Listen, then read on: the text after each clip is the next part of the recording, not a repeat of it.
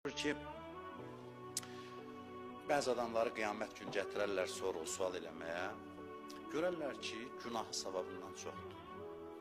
Günahı savabından çox olanda mələklər deyər ki, bu cəhənnəm, bu sən, bu da yol, xoş getdin, buyur, get cəhənnəmə tərəf.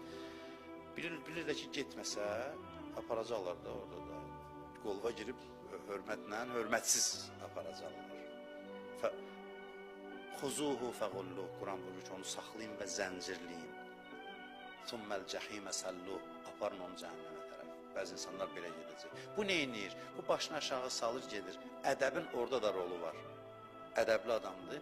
Başını aşağı salır, Allah dedi, gedirəm. Gedir, Allahdan nida gəlir mələklər, saxlayın onu, qaytarın. Qaytarın. Deyirlər, ilahi, niyə? Deyir, qaytarın, çağırır, deyir ki, bunun bir əməli var ki, indi onu tərəziyə qoyacaq. Bütün günahlardan ağır gələcək və nicat tapacaq. Mələklər deyir, ilahi, əməl dəftərində görmədi axı. Deyir, onu bizim öz aramızdaydı. Bizim öz aramızdaydı. Nə idi o əməl? Bir gecə deyir, gözünə yuxu gəlmədi, durdu ayağa. Oturdu bir küncdə boynunu büşdü, dedi, ilahi, mən günahkaram, dedi, ağladı, gözündən yaş çıxdı. O bir damcı yaş vardı, etiraf gözyaşı. O bir damcı yaş tərəziyə qoyulanda bütün günahları üstələdi. Bu etiraf ruhu yaxşı şeydir.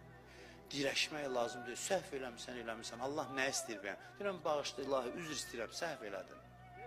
Səhv elədim.